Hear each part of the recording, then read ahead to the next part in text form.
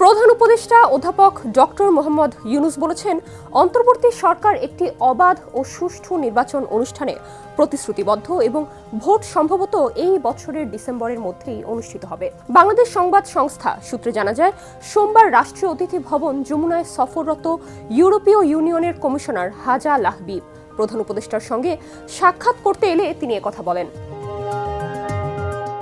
এদিকে চলতি বছর রোহিঙ্গা সংকট, বাংলাদেশে আশ্রয় নেয়া রোহিঙ্গা সম্প্রদায় ও আশ্রয়দাতা স্থানীয় কমিউনিটি এবং মিয়ানমারের সংঘাতপূর্ণ পরিস্থিতি মোকাবিলায় ৬৮ মিলিয়ন ইউরো সহায়তার কথা জানিয়েছে ইইউ।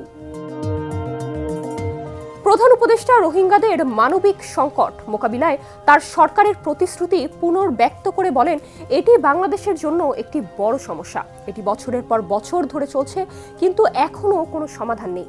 কখন সমাধান হবে তারও কোনো সময়সীমা নেই।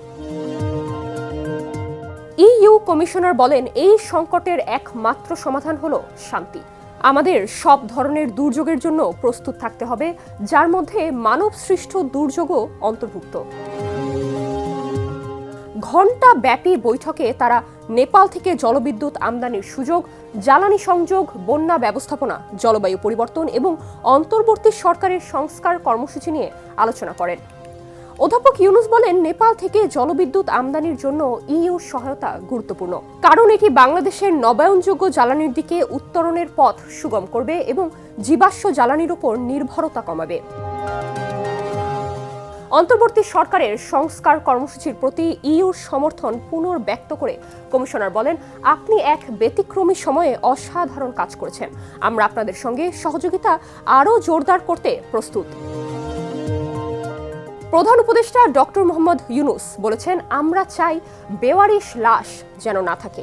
আমরা এমন একটা সমাজ বানাই যেখানে আঞ্জুমান মুফিদুল ইসলামের কাজ আর থাকবে না। রাজধানীর কাকরাইল এলাকায় আঞ্জুমান মুফিদুল ইসলামের দোয়া ও ইফতার মাহফিলে এসব কথা বলেন তিনি। নুসরাত জাহান, সমকাল।